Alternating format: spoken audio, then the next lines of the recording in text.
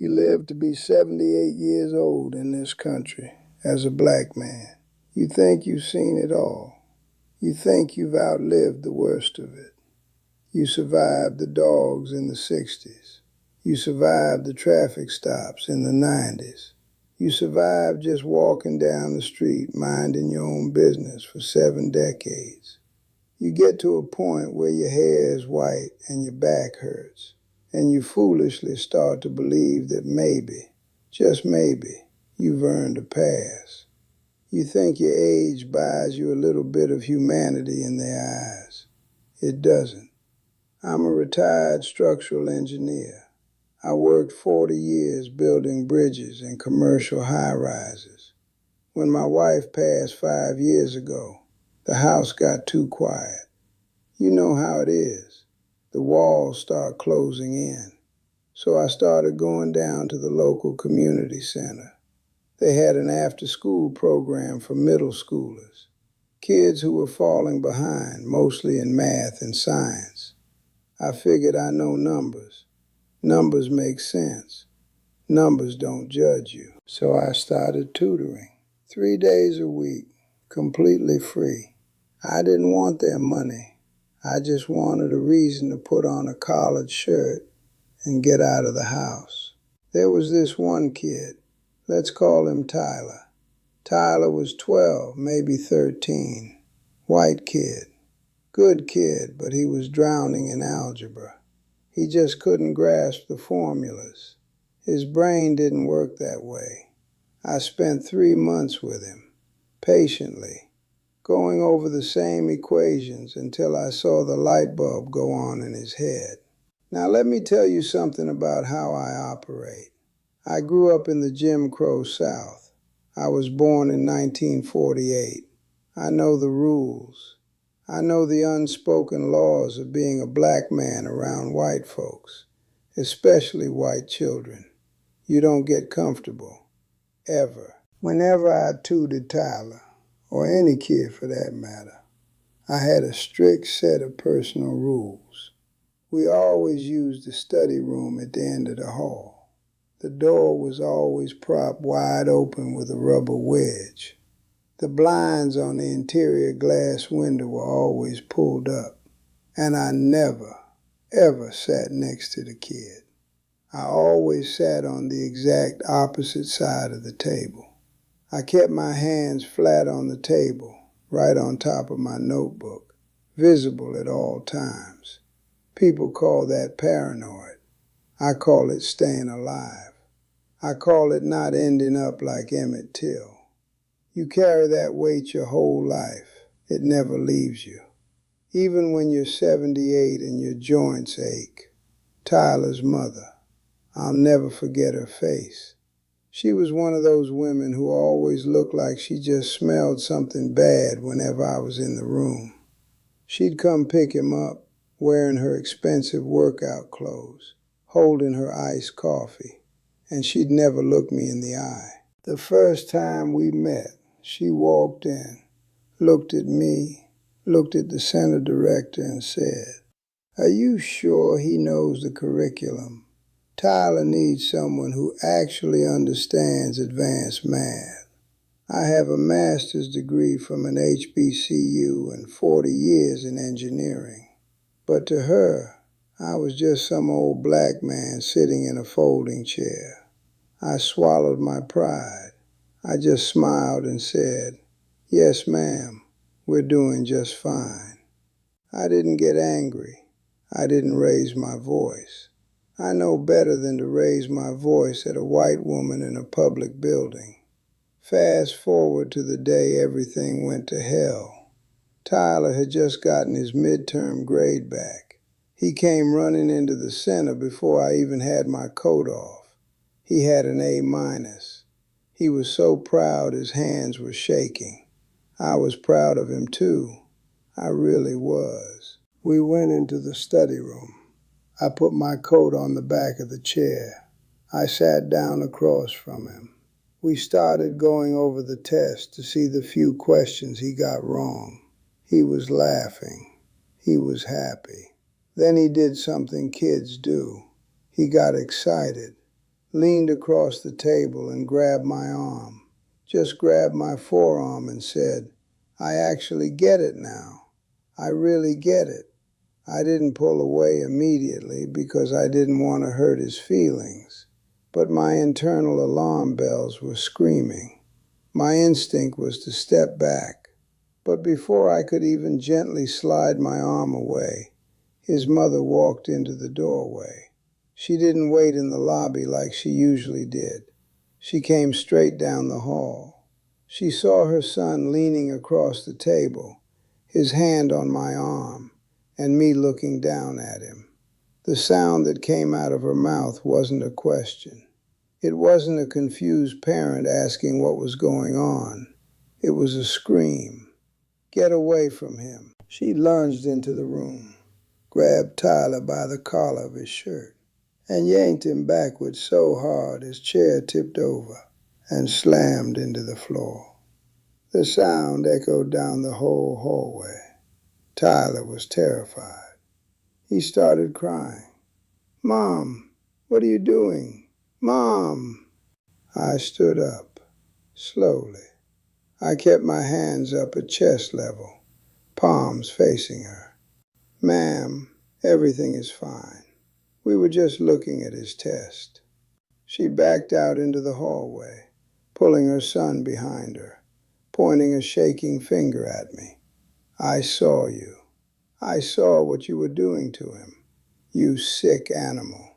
You're a predator." Those words. You have no idea what those words do to a man in my position. It's a death sentence. It's a social death sentence, and sometimes a literal one. The center director came running out of his office. He's a younger white guy.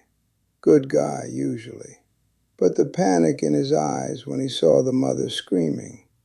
I knew right then I was on my own. She was yelling at the director now.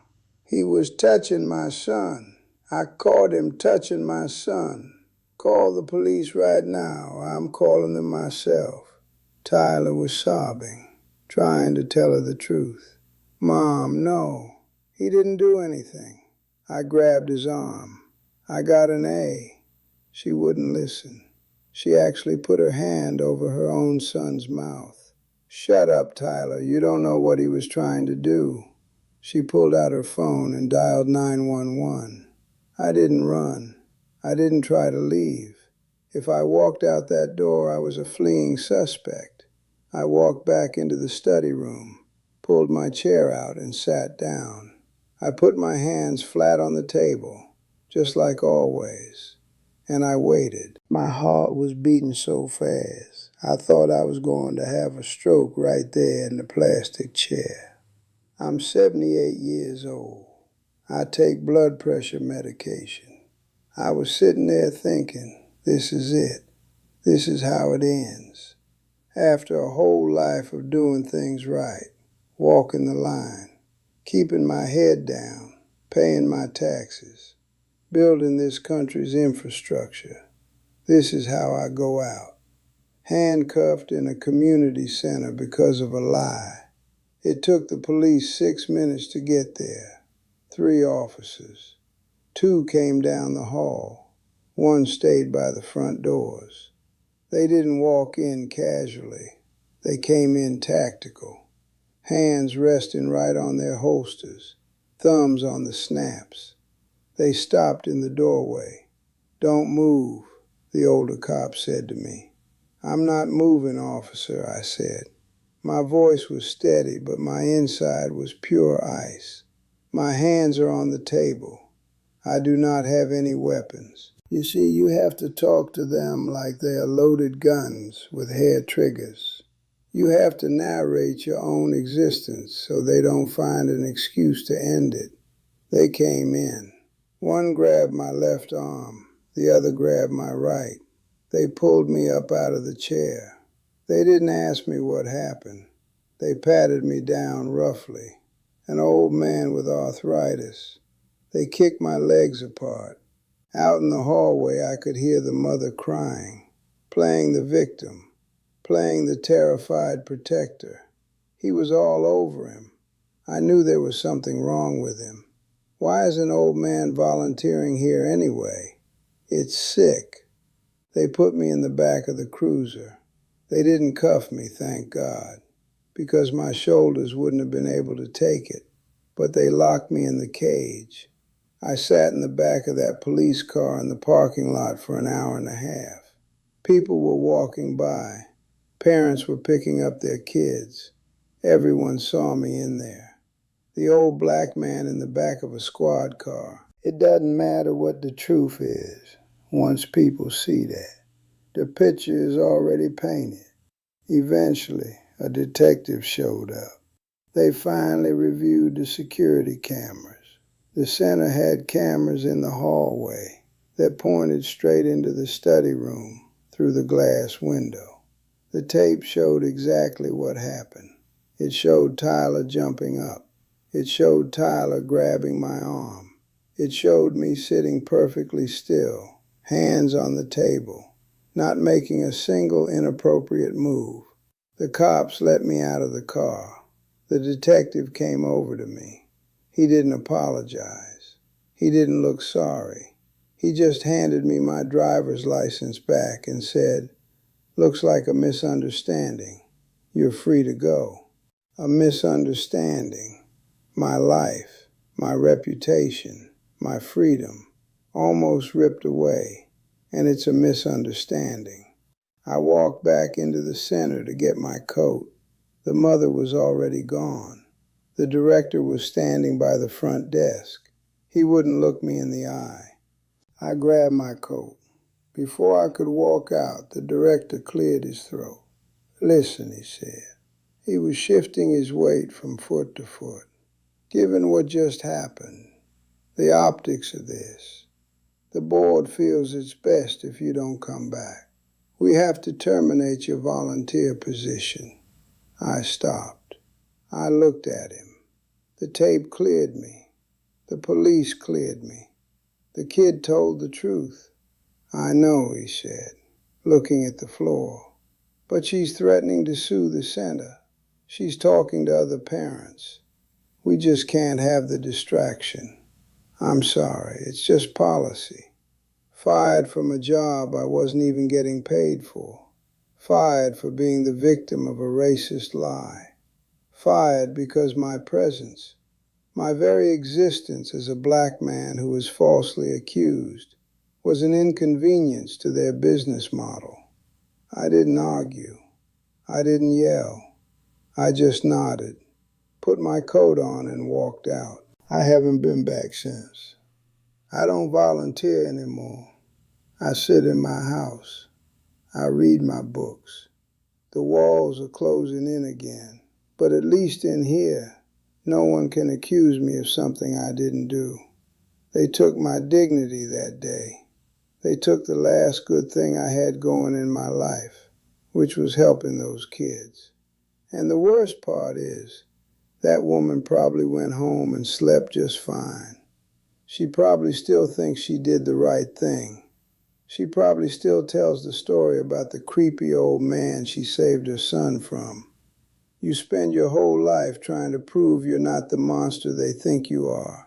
And all it takes is one pointing finger to tear down 78 years of building a good name. It's exhausting. I'm just so damn exhausted. I'm leaving my story here on this channel because I know I'm not the only one. If you felt this, if you've been through this, if you know the exhaustion I'm talking about, drop a comment. I'm sitting here in my living room and I'll be reading them all. And make sure you subscribe because there are a lot more of us out here with stories that need to be heard. We can't let them silence us. God bless everyone. Goodbye.